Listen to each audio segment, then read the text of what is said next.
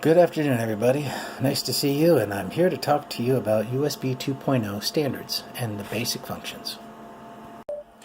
My goal is to introduce to you the nature of the USB interfaces, may they be pigtails, keyboard, mouse, split kit.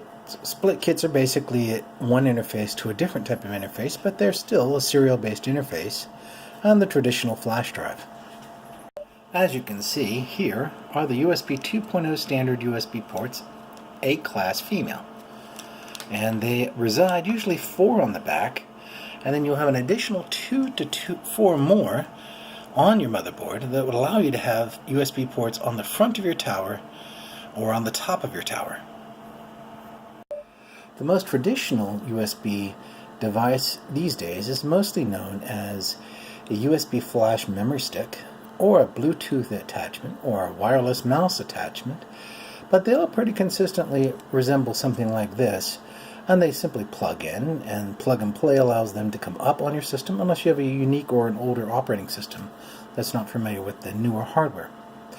But the USB flash drive, as you can see here, is basically capable of doing quite a bit all by itself. The interface is basically several small pieces of metal inside the interface, and that allows enough connectivity to translate power and communication to the USB flash drive.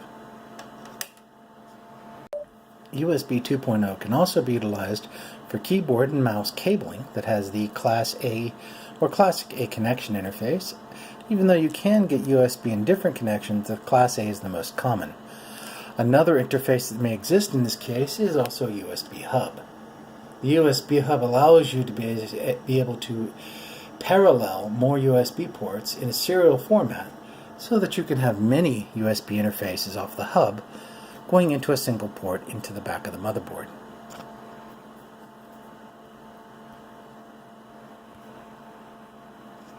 The next thing is going to be known as something newer in the world, and that is known as being able to put processing-based cards, in this case a Moonlander 2 ASIC USB card set, which basically is nothing more than a flash drive with a processor stack on it, and it uses the same way, but it's also pretty much the same as this motherboard, but in a much smaller format.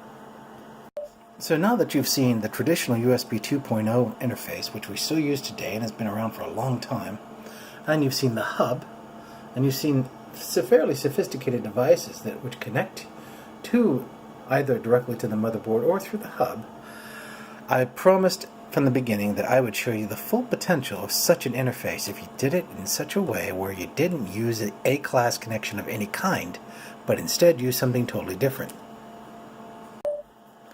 This little gender adapter here has a PS2 end on it, which is here, and if you look carefully, you'll be able to see the pins inside there. And this is a green version, or it can actually go in the purple connector as well, which is located in the back of the motherboard, green and purple.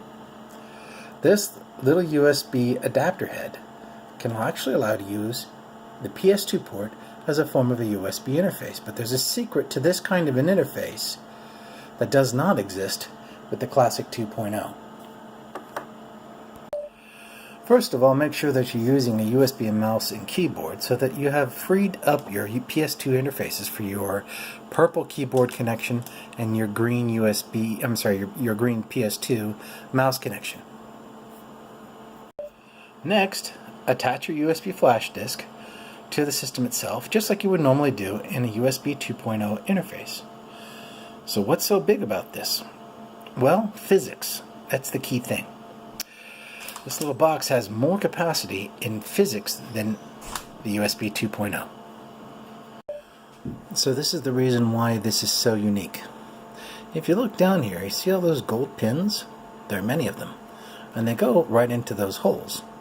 There's more surface area on the conductive surfaces of these intersections between the copper pins here and the plug than there's actually in USB 2.0 interfaces, which means more conductive surface area.